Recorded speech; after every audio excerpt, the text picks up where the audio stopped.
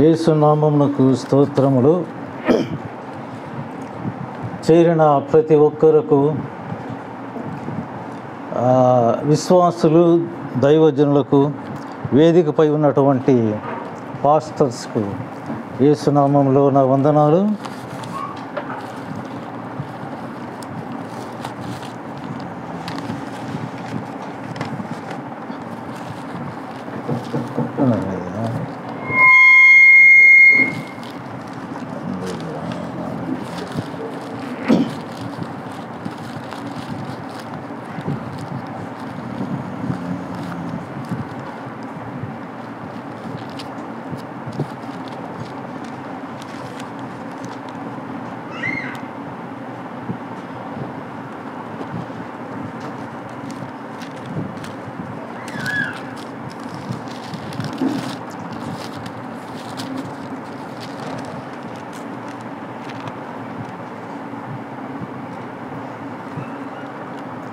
ముందుగా మనము ఒక వాక్యాన్ని చదువుకొని, ఎందుకంటే సేవకుల సదస్సులో ఒక వాక్యం ఇవ్వబడి ఉన్నది.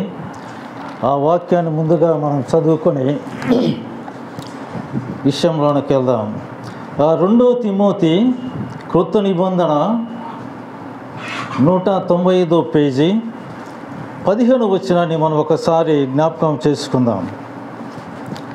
దేవుని ఎదుట యోగ్యునిగాను, సిగ్గుపడనక్కరలేని పనివానిగాను, సత్యవాక్యమును సరిగా ఉపదేశించు వానిగాను నిన్ను నీవే దేవునికి కనపరుచుకొనుటకు జాగ్రత్త పడము.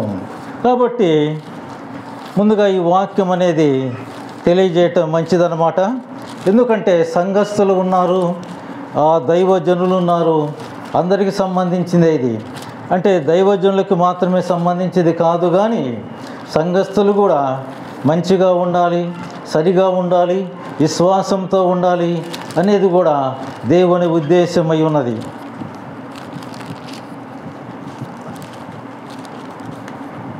సరే, వాక్యంలోనికి మనం వస్తే ముందుగా మత్తయి సువార్త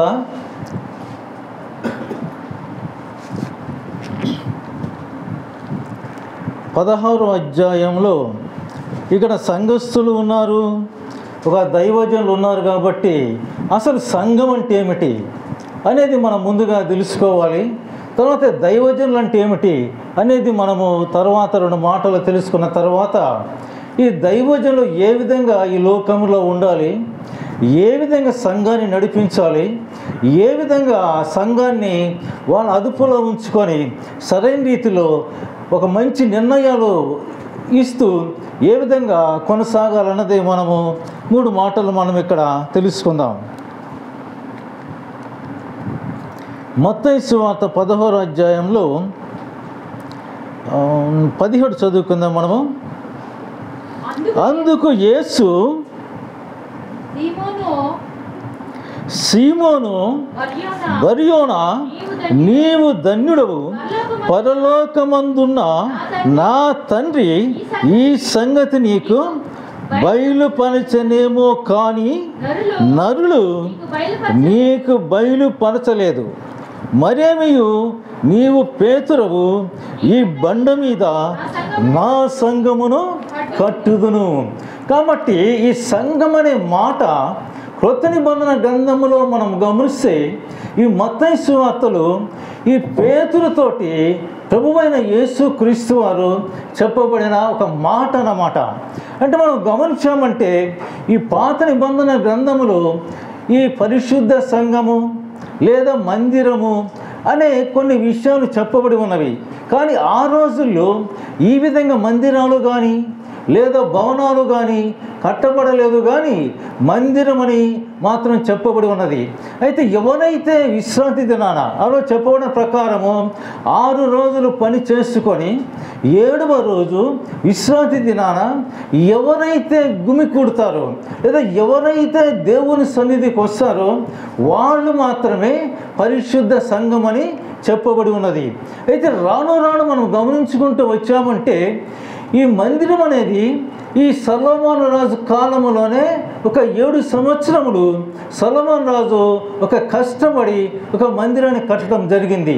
ఆ రోజు నుంచి ఈ మందిరం అనేది చెప్పడం జరిగింది.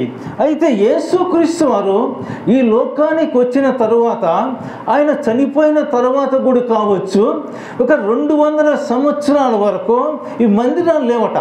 అంటే ఈ భవంతులు కానీ ఒక మిద్దెలు కానీ లేవట.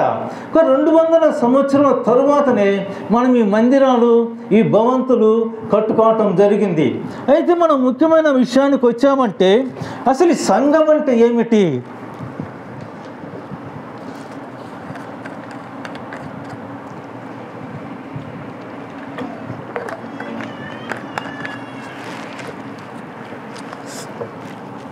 ముందుగా మీకు ఒక చిన్న విషయం చెప్పాలి, ఎందుకంటే అది కొంచెం ఒక అవసరమైన విషయం కాబట్టి. నువ్వు వచ్చావు అక్కడికి అపోలోకి, నువ్వే కదా అపోలోకి వచ్చావు కదా నువ్వు? సరే, నేను కూడా అపోలో హాస్పిటల్కి పోవటం జరిగింది. నాకేదో అనుకాని రీతిగా ఈ మైండ్లో ఒక ప్రాబ్లం వచ్చిందనమాట. ఈ ప్రాబ్లం వలన ఈ బాడీ మొత్తము కొన్ని సమయాలలో ఆబ్సెంట్ అయిన పరిస్థితి ఏర్పడుతుంది. అంటే మనము ఏమి చెప్తున్నాం అనేది కొన్నిసార్లు అర్థం కాని పరిస్థితులు డైవర్ట్ కూడా అయిపోతుందన్నమాట. ఈ విధంగా ఉన్నప్పుడు అసలు ఏంటి జబ్బు అని నేను గమనించినప్పుడు, అంటే ఎవరు చెప్పలేదు కానీ కొంతమంది చెప్పిన విధానాన్ని బట్టితే, ఈ జబ్బు వచ్చిన తరువాత ఒక మనిషిలో ఈ శరీరం మొత్తము ఒక విధంగా పని చేయకుండా వెళ్ళిపోతుందట. అంటే ఆ మనిషి ఎటువంటి పని చేయని వాడిగా పడకలో పడిపోతాడట. చూడండి, అటువంటి ఒక అద్భుతము ఆశ్చర్యకరమైన ఒక జబ్బు దేవుడు నాకు ఇచ్చాడు. అంటే మనం ఏమనుకోవడానికి అవసరం లేదు. ఒక విశ్వాసి కావచ్చు, ఒక పాస్టర్ కావచ్చు, ఒక మహాదైవజనుడు కావచ్చు, ఎవరికైనా జబ్బులు వస్తాయి తెలుసా? భక్త సింగు లాంటి వాడే, మహా వ్యక్తి, అద్భుతములు చేసిన వాడే 9 సంవత్సరాలు కోమలో చనిపోయాడు. కాబట్టి మనమెంత అటువంటి వ్యక్తులు గమనించుకుంటూ వస్తే, అయితే నేనేమి చెప్తున్నానంటే ఎక్కడికి పోయినా ఒక కోరిక అన్నమాట. అంటే ఉన్నట్టుగా మనం చెప్పేది డైవర్ట్ కాకుండా మనం చెప్పేది సరైన రీతిలో చెప్పడానికి ఒకటిగా, రెండోది ఏంటంటే మీరందరూ ప్రార్థన చేయాలి. అంటే ఇది ముఖ్యమైన విషయం ఒకటి చెప్తున్నాను, ఇది అవసరం మాట కాదు. కానీ అతన్ని చూసిన తర్వాత నాకు గుర్తొచ్చింది, నేను ఒకేసారి అపోలో హాస్పిటల్కి పోయాము. నేను అందరికీ ఏం చెప్తున్నానంటే, బాడీ మొత్తము ఒకేసారి ఆబ్సెంట్ అయిపోయి ఇంటి వాడిని ఇబ్బంది పెట్టడం అంటే ఒకేసారి చనిపోవటం అనేది మంచిదన్నమాట. ఓకేనా? కాబట్టి మీరందరూ మీ ప్రార్థనలు ఏమని జ్ఞాపకం చేసుకోవాలంటే, రత్నశేఖర్ గారు ఈ బాడీ మొత్తం ఆబ్సెంట్గా పడిపోకూడదు పడకలో. మెసేజ్ చెప్పేటప్పుడు మర్చిపోకూడదు, డైవర్ట్ కాకూడదు, ఒకేసారి చనిపోవాలి అనేది జ్ఞాపకం చేసుకోవాలి. ఓకేనా? రైట్. ఇంపార్టెంట్ విషయం అండి ఇది, అబద్ధము కాదు. ఒక మనిషిలో జరిగేటటువంటి ఒక దేవుని చిత్తాన్ని మనమేం చేయలేము. అంటే ఒక చిన్న సాక్ష్యం చెప్తాను నేను ఈ మధ్యలో. ఎందుకంటే నేనేంటనేది మీకు తెలియాలి కాబట్టి ఒక 2 నిమిషాలు ఎక్కువ చెప్పను. నేను పాస్టర్ని కాదండి. నా విషయానికి వస్తే ఒక పెద్ద పొజిషన్ నాది. అంటే ఎటువంటి పొజిషన్లో పోతున్నానంటే ఫ్లైట్లో తిరిగే పొజిషన్ నాది. ఆ పొజిషన్ నుంచి దేవుడు నాకు ఇప్పుడు బండి కూడా లేదు, ఈవెన్ సైకిల్ కూడా లేదు, ఆ పొజిషన్కి తీసుకొచ్చిన తర్వాత ఏంటయ్యా బాబు ఇది, నేను ఏ సంఘానికి, నేను 30 years గూడుల్లో ఉన్నా, ఏ పాస్టర్కి నేను తెలియదు. కానీ నేను గూడులో ఉన్నటువంటి ఈ కామిటీ వాళ్ళందరికీ తెలుసు, అంటే నేను చేసేటటువంటి పనిదనమాట. కానీ దేవుడు నన్ను పట్టుకున్న తర్వాత ఒక చర్చి నాకు ఇచ్చాడు. నేను మిలిటరీ కాలనీలో చర్చి పెట్టాను, నాకు ఇష్టం లేదని మూసేశాను. మళ్ళీ పోతుంటే దేవుడు నన్ను పట్టుకొని మళ్ళీ ఆయన సేవకు పిలిచాడు.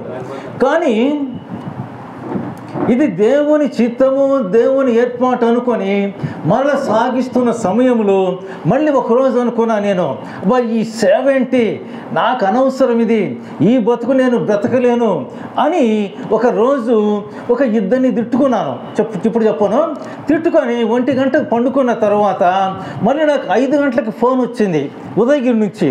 ఏమని ఫోన్ అంటే, సార్ ఒక అర్జెంట్ విషయము, మా ఇంట్లో ఒక పాస్టర్మ కొట్టుకున్నప్పుడు ఆ పాస్టర్ ఏం చేసిందంటే ఒక చిన్న కత్తి తీసుకొని కోసుకొని హాస్పిటల్కి పోయి ఈ హాస్పిటల్లో ఒక మెడికల్ రిపోర్ట్ తీసుకుంది. మెడికల్ రిపోర్ట్ తీసుకొని పోతే ఖచ్చితంగా పోలీసు వాళ్ళు ఎఫ్ఐఆర్ రాస్తారు, కేసు ఫైల్ చేసి అతన్ని అరెస్ట్ చేస్తాడనమాట. ఆ విధంగా ఒక పాస్టర్ గారు నాకు ఫోన్ చేశాడు ఉదయగిరి నుంచి, సార్ పరిస్థితి విధంగా ఉంది, నన్ను అరెస్ట్ చేయొచ్చేమో ఒక పోలీస్ ఆయన చెప్పాడు, కాబట్టి ఏం చేయాలని నాకు చెప్పినప్పుడు నాకెందుకు చెప్పాడు, నేను ఎక్స్ పోలీసుని, దేవుడు నన్ను పోలీసుగా చేయనీయలేదు, ఎస్ఐగా పోనీయలేదు, పాస్టర్గా పిలిచాడు. ఈసారి నేను అడిగాను, సరేనా బాబు మీది ఆత్మకూరు డివిజనా కావలి డివిజనా అని అడిగినప్పుడు కావలి డివిజన్ అని చెప్పినప్పుడు ఆ రోజు 2016 సంవత్సరంలో కావలిలో ఎస్ రాఘారావు అనే డిఎస్పీ పనిచేస్తున్నాడు. వాడు నేను పోలీస్ ట్రైనింగ్ చేశాము, వాడేమో డిఎస్పీ, నేను పాస్టర్ని.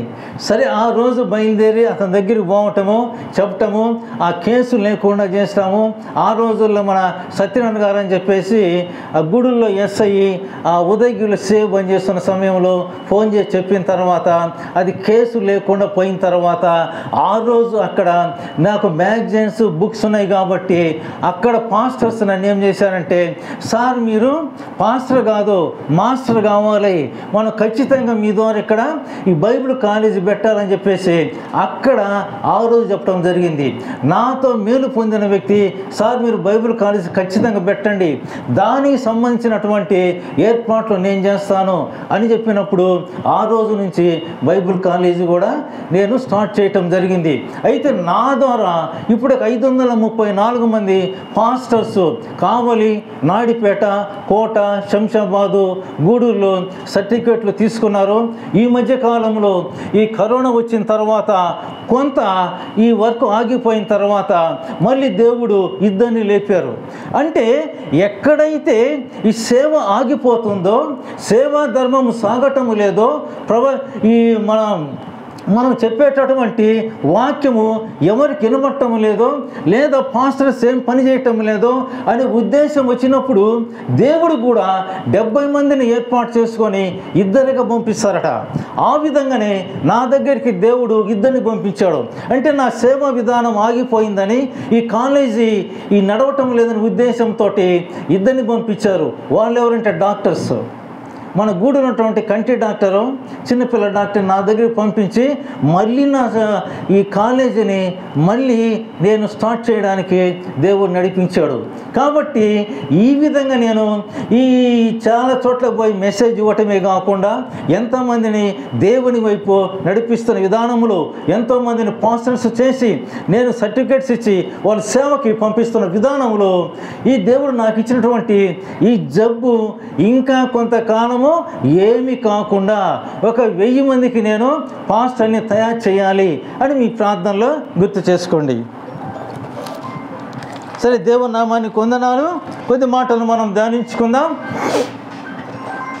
దేవుడు ఇక్కడ ఒక సంఘం అని తెలియజేసిన తర్వాత అసలు ఈ సంఘం అంటే ఏమిటి అనే ఉద్దేశానికి మనం వచ్చిన తర్వాత, ఈ సంఘం అంటే గ్రీకు భాషలో ఎక్లేసియా అంటే, గ్రీకు భాషలో ఎక్లేషియా అంటే పిలువబడినవారు, అంటే సంఘానికి పిలువబడినవారు, అంటే అన్య జనాలలో ఉంచి, అంటే దేవుని యొక్క ఎవరు దేవుడిని తెలియని పరిస్థితుల్లో ఉన్నప్పుడు దేవుని సువార్తని అన్య జనాలలో ఉంచి నిజమైన దేవుడు యేసుక్రీస్తు ఆయన సన్నిధిలో మేలు జరుగుతుంది, ఆయనే మరణము నుంచి నిత్య జీవం నడిపించే గొప్ప దేవుడు, ఆశ్చర్యకరుడు అని దేవుని గురించి తెలుసుకొని దేవుని సన్నిధికి పిలువబడిన వారు. అంటే ఇంతకుముందు వాళ్ళు అన్యజనులుగా దేవుడు ఎరుగని స్థితిలో ఉన్నవారు అనమాట. అంటే దేవుని సువార్త విని వాళ్ళు రక్షింపబడిన ఆత్మలు అనమాట. ఆ విధంగానే మన పాస్టర్స్ కూడా ఉన్నారంటే దేవుని సువార్త ప్రకటిస్తున్నామంటే ఏ విధంగా ఉండాలి? కొంతమందిని లేపబడాలి. అంటే కొంతమందిని పడేయటం కాదు, కానీ దేవుని ఉద్దేశం ఏమిటి? కొంతమంది లేపబడాలి, లేపి దేవుని సన్నిధికి నడిపించాలన్నదే దేవుని ఉద్దేశము, దేవుని వాక్యము. కాబట్టి ఆ విధంగా యేసుక్రీస్తు నమ్ముకొని ఆ శరీర కార్యములు వదులుకొని ఆత్మ ఫలాలు పొంది దేవుని దగ్గరకు పిలువబడిన వారే ఒక సంఘము. అంటే విశ్వాసముతోటి దేవుని బిడ్డలుగా ఒక సంఘములో, అంటే ఒక చోట ఉన్నవారే దేవుని సంఘము, లేకుంటే ఒక మంద లేదా ఒక గుంపని మనము చెప్పవచ్చు. అయితే వీళ్ళు ఏ విధంగా పిలువబడ్డారనే విషయానికి మనం వచ్చామంటే 1 పేతురు 2వ అధ్యాయానికి మనం వస్తాం.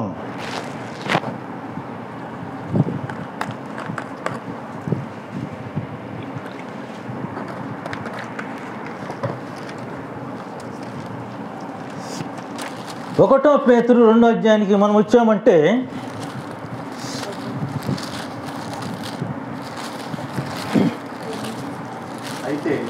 అయితే మీరు చీకటిలో నుండి ఆశ్చర్యకరమైన ఇంతవరకు ఆపుదాం మనము. చీకటిలో ఉండి అంటే ఈ సంఘము కావచ్చు, ఒక విశ్వాసి కావచ్చు, ఒక పాస్టర్ కావచ్చు, ఒక దైవజనుడు కావచ్చు, ఎవరైనా ఒకప్పుడు దేవుని ఎరుగని స్థితిలో ఉండి, అంటే పాపములో, శాపములో, మరణములో, సాతాను శోధనలో, భయంకరమైన స్థితిలో, ఈ భయంకర స్థితిలో అల్లాడుతున్న సమయంలో దేవుడు ఈ లోకములో ఒక గొప్ప ఎలుగుగా అవతరించాడు. అంటే ఎలుగుగా అవతరించాడు కాబట్టి దేవుడే ఎలుగని మన సువార్తలో ప్రకటించిన విధానముగా జనాలు దేవుని నమ్మటం జరిగిందనమాట. అంటే మనము సత్యవాక్యాన్ని ప్రకటించాలి, దేవుని గురించి సత్యము చెప్పాలి. దేవుడు ఎటువంటి వాడని మనం తెలియచేసినప్పుడే ఒక వ్యక్తి దేవుని గురించి తెలుసుకొని మనం దేవుని సన్నిధికి రావడానికి, నడవడానికి అవకాశం ఉంటుంది. ఆ విధంగా ఘోరమైన స్థితిలో మరణ వేదనతో ఉన్నప్పుడు దేవుడు ఈ లోకములో ఒక గొప్ప వెలుగుగా అవతరించి తన వెలుగులోనికి పిలిచిన వాని గుణాతిశయములను ప్రచురము చేయు నిమిత్తము. ఎందుకు పిలిచాడు మనల్ని దేవుడు? ఒక విశ్వాసి కావచ్చు, ఒక పాస్టర్ కావచ్చు, ఒక దైవజనుడు కావచ్చు, ఒక బోధకుడు కావచ్చు, ఒక ఎవంజలిస్ట్ కావచ్చు, ఎవరైనా కానీ దేవుడు ఎందుకు పిలిచాడు? ఆయన గుణాతిశయములను ప్రచురము చేయు నిమిత్తము. అంటే ప్రతి ఒక్కరు మనం ఏం చేయాలి? మన గుణాలు మానుకోవాలి, మన ఉద్దేశాలు మానుకోవాలి, మన శ్రేష్టాలు మానుకోవాలి, మన తలంపులు మానుకోవాలి. మానుకొని దేవుని యొక్క గుణాతిశయములను ప్రచురము చేయు నిమిత్తము. కాబట్టి మనము ప్రతి ఒక్కరు, సంఘము కావచ్చు, పాస్టర్ కావచ్చు, ఎవరైనా గుణాతిశయములను ప్రచురము చేయు నిమిత్తము ఏర్పాటు చేయబడిన వంశం మనము.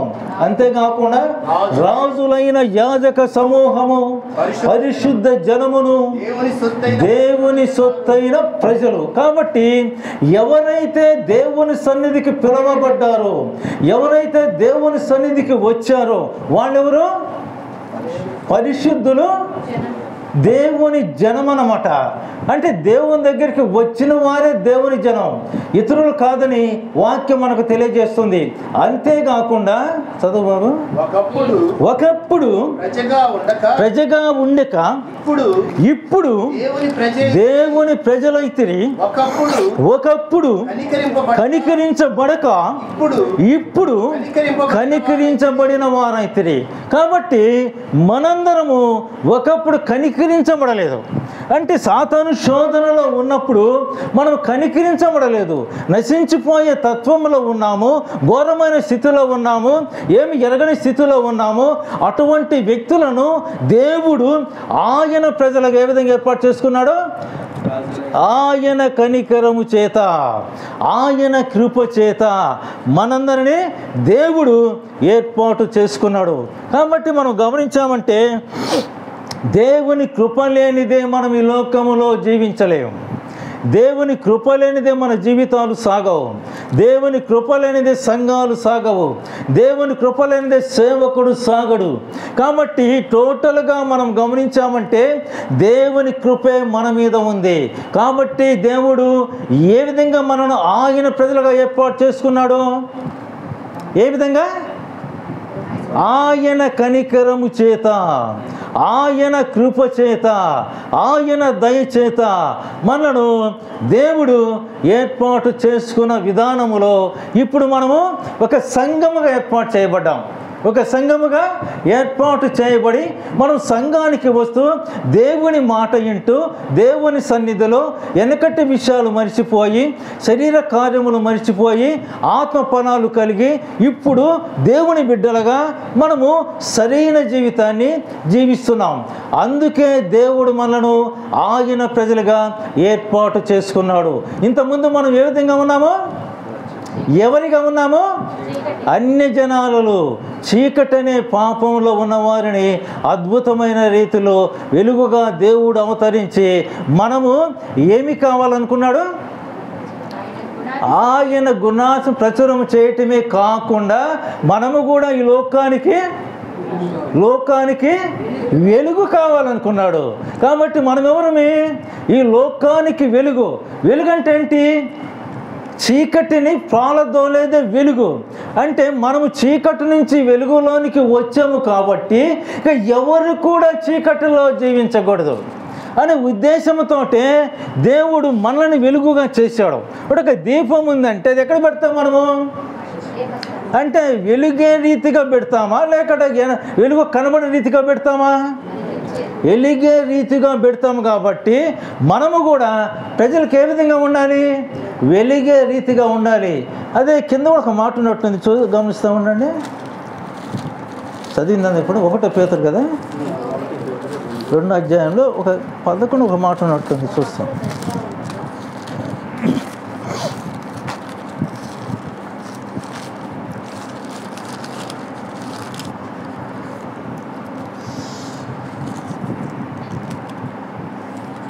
రెండో పేతురు 1 పేతురు 2 కదా. ఇక్కడ కూడా ఇంకో మాట ఉంది, అది కూడా గమనిస్తాం మనము. ఇది అనుకోలేదు నేను, చూద్దాం, ఆలోచన వచ్చింది. అదే 2 పేతురు 1 పేతురు 2వ అధ్యాయంలో 11కు వచ్చాం. ప్రియులారా, మీరు పరదేశులను యాత్రికులై ఉన్నారు గనుక ఆత్మకు విరోధముగా పోరాడు శరీరాశలను విసర్జించి, ఇదన్నమాట మంచి విషయం. ఇక్కడ కూడా మనం ఒకప్పుడు దేవుని బిడ్డలుగా లేనప్పుడు, దేవుని దత్తపుత్రులు అంటే మనము దేవుని దత్తపుత్రులుగా లేనప్పుడు మనం ఏ విధంగా మనము పరదేశులము, యాత్రులుగా ఉన్నాం. మనం ఎవరైనా కావచ్చు. కనుక ఆత్మకు విరోధముగా పోరాడు శరీర కార్యములను విసర్జించి అన్యజనులు మిమ్మును ఏ విషయములో దుర్మార్గులను దూషించుదురు. ఇదన్నమాట, శరీర కార్యములు విసర్జించి అన్యజనులు మిమ్ములను ఏ విషయములో దుర్మార్గులు దూషించుదురు. కాబట్టి ఆ విషయములో వారు మీ సత్క్రియలను చూచి వాటిని బట్టి దర్శన దినమున దేవుని మహిమపరచునట్లు వారి మధ్యను మంచి ప్రవక్తన గలవారు. ఇదండి, వారి మధ్యన మంచి ప్రవక్తన గలవారు. ఎవరైనా కావచ్చు, ఆఫ్ కోర్స్ ఒక విశ్వాసి కావచ్చు, ఒక పాస్టర్ కూడా కావచ్చు అనమాట. ఒక పాస్టర్కి కూడా ఇది అవసరమైన విషయమే, విశ్వాసికి మాత్రమే కాదు. ఎందుకంటే పాస్టర్స్ కూడా ఈ రోజుల్లో సరైన రీతిలో లేని వారు చాలామంది ఉన్నారు. కాబట్టి ఈ పాస్టర్స్ని చూసి విశ్వాసులు సంఘము నుంచి బయటికి వెళ్ళిపోతున్నారట. కాబట్టి ఒక పాస్టర్ని చూసి, పాస్టర్ విధానాన్ని చూసి, పాస్టర్ చెప్పే వాక్యాన్ని బట్టి, పాస్టర్ చెప్పే సత్య వాక్యాన్ని బట్టి, పాస్టర్ సంఘం యొక్క క్షేమాభివృద్ధిని బట్టి ఇక సంఘం నిలుస్తుంది. కానీ పాస్టర్ సరైన రీతిలో లేకుండా ఉంటే, పాస్టర్ సరైన రీతిలో సత్యవాక్యాన్ని ప్రకటించకుండా ఉంటే ఈ సంఘం ఏమైపోతుంది? వెనక్కి పోతుంది. సంఘానికి వచ్చేవాళ్ళు ఏమైపోతారు? రాకుండా ఏదే సంఘానికి పోవటం జరుగుతుందన్నమాట. అయితే ఏ సంఘంలోనైనా ఒక పాస్టర్ ఏదో చెప్తాడు, ఒక పాస్టర్ ఏదో చెప్పడు అనేది ఒట్టి మాట. కాబట్టి ఏ సంఘంలో కూడా ఏ పాస్టర్ అయినా మంచి విషయాలు చెప్తాడు. చాలామంది చెప్తుంటారు, అయ్యో మీ సంఘములో మీ పాస్టర్ సరిగా చెప్పకుండా ఉంటే నా సంఘానికి రండి అని. ఆ మాట అనిపించుకోకూడదు, ఆ మాట ఎవరి నోట రాకూడదు అనమాట. రాకూడదంటే ఒక పాస్టర్ ఏం చేయాలి? ఒక మంచిగా దేవుని వాక్యం చెప్పాలి. అంటే ఒక పాస్టరు దేవుని సన్నిధికి వచ్చాడంటే ఆయన సామాన్యంగా రాడు. దేవుని చేత ఏర్పాటు చేయబడి లేదా దేవుని యొక్క వాక్యం సరిగా బోధించేటటువంటి జ్ఞానము కలిగి ఒక ఆత్మను రక్షించేటటువంటి విధానాన్ని నేర్చుకొని సంఘాన్ని మరలా అభివృద్ధి చేసే పరిస్థితిలో లేదా సంఘాన్ని కట్టే పరిస్థితిలో బయటికి వచ్చే, అంటే పిలువబడిన వారి నుంచి బయటికి పంపించే వ్యక్తులే పాస్టర్స్. ఎవరైతే పిలువబడతారో వాళ్ళే పంపబడతారన్నమాట. అంటే పిలువబడిన విశ్వాసులే మరలా పాస్టర్స్గా బయటికి పంపబడతారు. ఆ పిలువబడిన వారు పంపబడే వాళ్ళు ఎవరు? వాళ్ళు అపోస్తులు కావచ్చు, లేదా ఈ సంఘ కాపరి కావచ్చు, బోధకుడు కావచ్చు, ఎవంజలిస్టు కావచ్చు, లేకుంటే సేవకుడు కావచ్చు, లేకుంటే ఒక పరిచారుడు కావచ్చు, లేకుంటే ఒక దాసుడు కూడా కావచ్చు అన్నమాట. కాబట్టి మొత్తం టోటల్గా మనం గమనించామంటే ఇవన్నీ కలుపుకున్న వాడే సంఘ కాపరి. కాబట్టి సంఘాన్ని నడిపించేవాడే, సరైన రీతిలో ఉండేవాడే సంఘ కాపరి. అందుకే ఏమని చెప్పింది? మీ విరోధముగా పోరాడు శరీరాశలను విసర్జించి, ఎవరైనా కావచ్చు, ఒక విశ్వాసి కావచ్చు, ఒక పాస్టర్ కావచ్చు, ఎవరైనా ఏం చేయాలి? శరీర కార్యములు విసర్జించి. అంటే ఈ రోజుల్లో పాస్టర్స్ మీద ఒక చాలా ఇబ్బందులు వస్తున్నాయి. విశ్వాసులు పాస్టర్స్ గురించి రకరకాలుగా చెప్తున్నారు అన్నమాట. కాబట్టి విశ్వాసులు పాస్టర్ గురించి రకరకాలుగా చెప్పకూడదు. మా పాస్టర్ మంచివాడు, మంచిగా చెప్తున్నాడు, మంచిగా మనం ఆదరిస్తున్నాడు, మంచిగా మనకు అన్ని బోధిస్తున్నాడు, మంచిగా ఉంటున్నాడు అనే విషయాలు ఒక విశ్వాస పాస్టర్ గురించి చెప్పాలి. కానీ లేకుండా పాస్టర్ మంచివాడని ప్రక్కలో ఏ విశ్వాసి చెప్పకూడదు.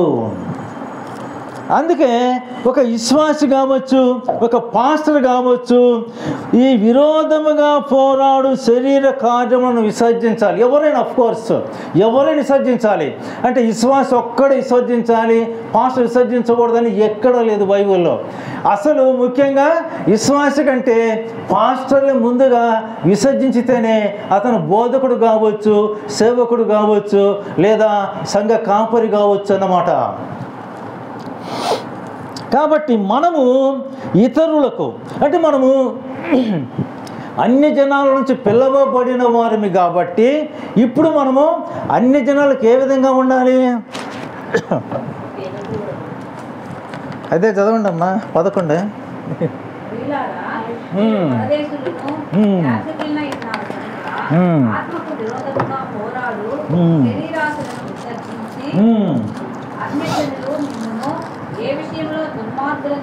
దూషించుతురు, ఆ విషయములో వారు మీ సత్యం చూసి ఇదన్నమాట.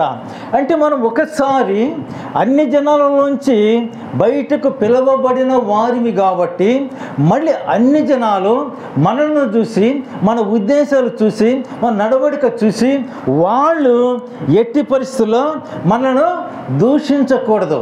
వాళ్ళు ఏముండాలి? మన మంచి కార్యములు చూసి వాళ్ళు ఏ విధంగా ఉండాలి? మళ్ళీ వాళ్ళు కూడా మారడానికి వాళ్ళు సిద్ధపడాలి. ఇది మనం చేయవలసిన అవసరమైన ఒక విషయం అన్నమాట. ఆ విధంగానే వారి మధ్యన మంచి ప్రవక్తన గలవారై ఉండవలనని మిమ్ములను బ్రతిమాలుకొనుచున్నాను. కాబట్టి టోటల్గా మనం గమనించామంటే మన జీవితంలో విశ్వాస జీవితం కావచ్చు, ఒక పాస్టర్ జీవితం కావచ్చు, వాళ్ళు ఏ విధంగా ఉండాలి? మంచి ప్రవక్తన కలిగి అన్ని జనులు మనను మంచిగా చూసే విధంగా, అంటే మనను చూసి వాళ్ళు మరలా దేవుని యొద్దకు పోవాలనే ఉద్దేశము వాళ్ళు కలిగే రీతిగా, అంటే వీళ్ళు మనలో ఉంచి పోయారు కానీ వీళ్ళ ఉద్దేశాల తలంపులు మనలాగానే ఉన్నాయని అన్ని జనులు అనుకోకూడదు. ఇది అసలైన పాయింట్. అన్ని జనులు అనుకోకూడదు. కాబట్టి అన్ని జనులు ఆ విధంగా అనుకోకుండా ఉండాలంటే మన ప్రవర్తన, మన యొక్క విధానము, మన అలవాట్లు, అవి ఉద్దేశాలు సరిగా ఉండాలన్నదే ఇక్కడ మనకు బైబిల్ వాక్యము తెలియచేస్తున్నది. కాబట్టి మనము మరొక విషయానికి పోయామంటే,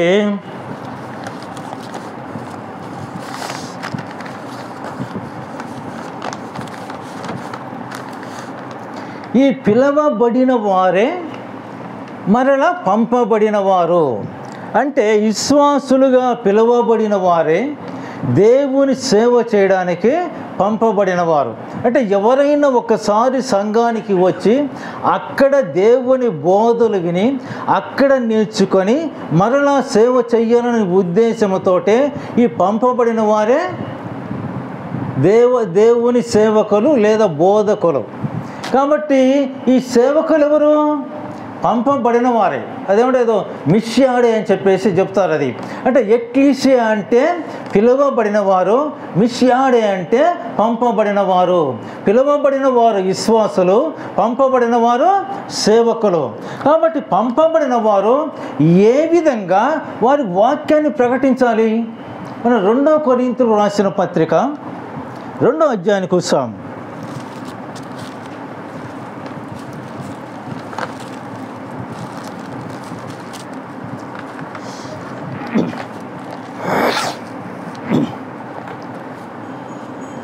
2 కొరింథీయులకు రాసిన పత్రిక కృత నిబంధన 160వ పేజీలో 2వ అధ్యాయములో 14 చదువుకోవచ్చు, ఇబ్బంది ఏమి లేదు.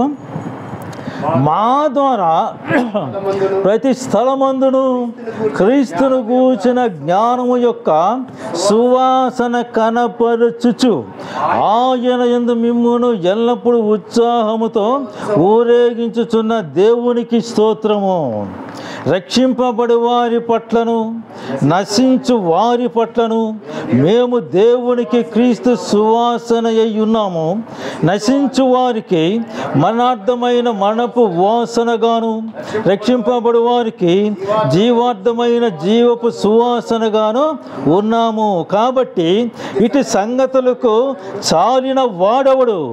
మేము దేవుని వాక్యమును కలిపి చెరిపెడు అనేకుల వలె ఉండక నిష్కపటము గల వారమును దేవుని వలన నియమించబడిన వారమునై ఉండి క్రీస్తునందు దేవుని ఎదుట బోధించు వారము. కాబట్టి దేవుని నామానికి స్తోత్రము కలుగునగాక.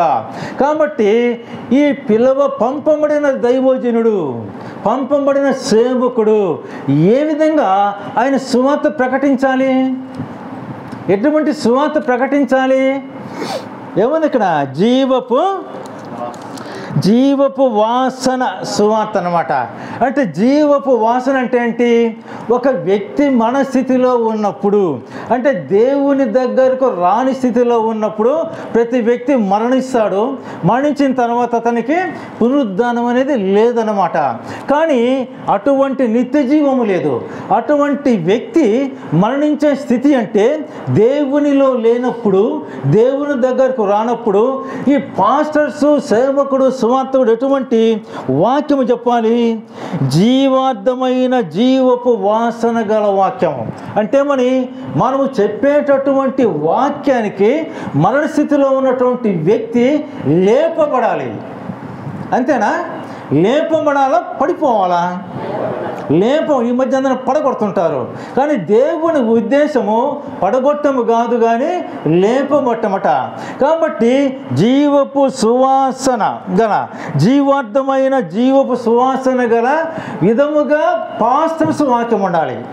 ఆ విధంగా పాస్టర్స్ వాక్యం ఉన్నప్పుడు మరణ స్థితిలో, దేవుని ఎరుగుని స్థితిలో ఉన్నటువంటి అన్యజనుడు మరలా దేవుని నమ్మి మరణ స్థితిలో ఉంచి నిత్య జీవానికి రావడానికి అవకాశం ఉంటుంది. కాబట్టి మనకు పాస్టర్కి దేవుడు ఇచ్చినటువంటి డ్యూటీ ఏమిటి?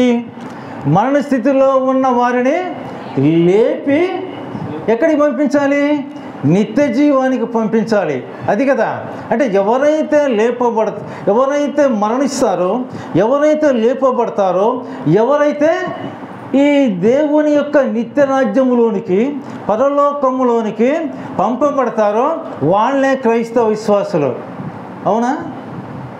వాళ్ళే క్రైస్తవ విశ్వాసులు. కాబట్టి మనం ఏం చేయాలి? పాస్టర్స్గా మనం చేయాల్సిన సువార్త ఏమిటి? ఇంతకుముందు మన సువార్త విని అన్ని జనులు దేవుని యొద్దకు పిలువబడ్డారు. ఇప్పుడు మనల్ని పంపించినప్పుడు మనము కూడా ఏం చేయాలి? పాస్టర్స్గా మరణ స్థితిలో ఉన్న వారిని లేపి నిత్య జీవానికి పంపించవలసిన అవసరము మనకు ఉంది. కాబట్టి ఈ పాస్టర్స్ సేవా విధానంలో ఒక సేవ చేసేటప్పుడే ఒక గద్దించాలి, బోధించాలి, హెచ్చించాలి. ఒక 3 పాయింట్స్ అన్నమాట. ఈ 3 పాయింట్స్ మనము దీని గురించి ఎక్కువ చెప్పడానికి అవకాశం లేదు, నా టైం కూడా అయిపోయింది. కాబట్టి ఈ జనరల్ విషయమే. మనం బోధించేటప్పుడు, ఒక సంఘానికి పోయినప్పుడు మనం గద్దించాలి, హెచ్చరించాలి, బోధించాలి. ఎందుకంటే ఈ గద్దించటము వలన, అంటే ఒక వ్యక్తి పాపములో ఉన్న వ్యక్తి మనం గద్దించామనుకోండి, బైబిల్ వాక్యం ఉంది, మనము గద్దించుతూ వాక్యం చెప్పాలని కూడా బైబిల్ వాక్యం ఉంది. కాబట్టి మనం గద్దించుతూ ఉన్నామంటే ఆ వ్యక్తి పాపము నుంచి వదులుకొని మరలా తీర్పులోనికి, అంటే దేవుని విధానములోనికి రావడానికి అవకాశం ఉంటుంది. ఈ గద్దించేటప్పుడే మనం ఏం చేయాలి? హెచ్చరించాలి. అంటే మనం జీవితంలో ఏ విధంగా ఉండాలి, ఒక విశ్వాసి ఏ విధంగా జీవించాలి, ఒక విశ్వాసి ఉద్దేశాలు ఏ విధంగా ఉండాలి అనే విధానాన్ని గురించి మనము పాస్టర్స్ కూడా హెచ్చరించాలి. ఈ గద్దించాలి, హెచ్చరించాలి, బోధించాలి. ఈ 3 సరిగా ఉన్నప్పుడే మనం ఎంతోమందిని దేవుని సన్నిధికి నడిపించగలము, సంఘాలను అభివృద్ధి చేయగలము. కానీ మనం వారిని గద్దిస్తే, హెచ్చరిస్తే వాడేమో అనుకుంటాడేమనేది అనుకోవాల్సిన అవసరం లేదు. మనం గద్దించలేదనుకోండి, హెచ్చరించలేదనుకోండి, ఇంకా ఆ విశ్వాసి పాపములోనే ఉండడానికి అవకాశం ఉంటుంది. మనం గద్దించి, హెచ్చరించి దేవుని వాక్యము ద్వారా మనం కొన్ని మాటలు చెప్పినప్పుడు ఆ నశించిపోయే వ్యక్తి కూడా, పాపములో ఉన్న వ్యక్తి కూడా మరలా మారడానికి అవకాశం ఉంటుంది. కాబట్టి ఈ విషయాలు మనము గుర్తు చేసుకుంటూ మన చెప్పేటటువంటి ఉపదేశములోని, చెప్పేటటువంటి వాక్యములోనే మనం వేరుగా చెప్పవలసిన అవసరం లేదు. కానీ చెప్పే వాక్యములోనే మనము గద్దించవచ్చు, హెచ్చరించవచ్చు, లేదా మనం చేసేటటువంటి ఇటువంటి పనులను చెప్పేసి వాళ్ళకి చెప్పవచ్చు, వాటితో మనము బోధించవచ్చు అన్నమాట. కాబట్టి మనము సరైన రీతిలో ఈ లోకములో జీవిస్తే, ఈ పాస్టర్ సరైన రీతిలో ఈ లోకములో జీవిస్తే, ఎన్నో ఆత్మలు సరైన రీతిలో పాస్టర్స్ ఈ లోకములో రక్షిస్తే, దేవుడు మధ్యాకాశానికి వచ్చినప్పుడు ప్రధాన కాపరైనటువంటి యేసుక్రీస్తు వారు మధ్యాకాశానికి వచ్చినప్పుడు ఈ పాస్టర్స్కి, విశ్వాసులకే కాదు కానీ దేవుని నమ్మి పరలోకానికి, అంటే మధ్యాకాశానికి ఎత్తబడే విశ్వాసులకే కాదు కానీ పాస్టర్స్ కూడా దేవుడు ఒక 2 బహుమానాలు ఇవ్వాలని ఇష్టపడుతున్నాడట. ఏ బహుమానాలు అయి ఉండవచ్చు? ఒకవేళ మధ్యాకాశములో సరైన రీతిలో ఈ లోకములో సేవ చేస్తున్నటువంటి కాపరులకు, అంటే మందంటే ఏంటి? ఈ సంఘాన్ని సరిగా కాసేటటువంటి కాపరులకు మధ్యాకాశంలో 2 బహుమానాలు. అంటే దేవుడు మధ్యాకాశంలో ఒక 5 కిరీటాలు ఇస్తాడు. అంటే విశ్వాసులకి ఇవ్వవచ్చు, లేదా ఈ శోధించే వారికి ఇవ్వవచ్చు, ఆ విధంగానే ఆత్మను రక్షించిన వారికి ఇవ్వవచ్చు, లేదా తప్పిపోయి మళ్ళీ దేవుని వద్దకు వచ్చిన వారికి ఇవ్వవచ్చు. ఆ విధంగానే 2 కిరీటాలు పాస్టర్కి ఇస్తున్నారు. ఆ కిరీటాలంటే అక్షయ కిరీటము, ఆనంద కిరీటము, అతిశయ కిరీటం. ఈ 2 కిరీటాలు అక్షయ కిరీటం అనేది ఒకటిగా చెప్పవచ్చు, ఆనంద కిరీటము అతిశయ కిరీటం అనేది అది కూడా ఒకటిగా చెప్పవచ్చు. కాబట్టి ఈ కిరీటాలు దేవుడు ఇవ్వాలని ఇష్టపడుతున్న విధానంలో మనము మన సేవను సరైన రీతిలో చెయ్యాలి. అంతేకాకుండా సరైన రీతిలో చేసినప్పుడే మనము సంఘాన్ని కాపాడుకోగలము, మన జీవితంలో పాస్టర్స్ జీవితంలో అభివృద్ధి చెందగలము. అంతేకాకుండా దేవుని సన్నిధిలో మధ్యాకాశానికి పోయిన తర్వాత మనకు దేవుడిచ్చేటటువంటి గొప్ప ఈ 2 కిరీటాలు మీరు పొందాలని తెలియచేసుకుంటూ ఇచ్చిన సమయాన్ని బట్టి మీకు పాస్టర్ గారికి నా వందనాలు తెలియజేసుకుంటూ ముగిస్తున్నాను.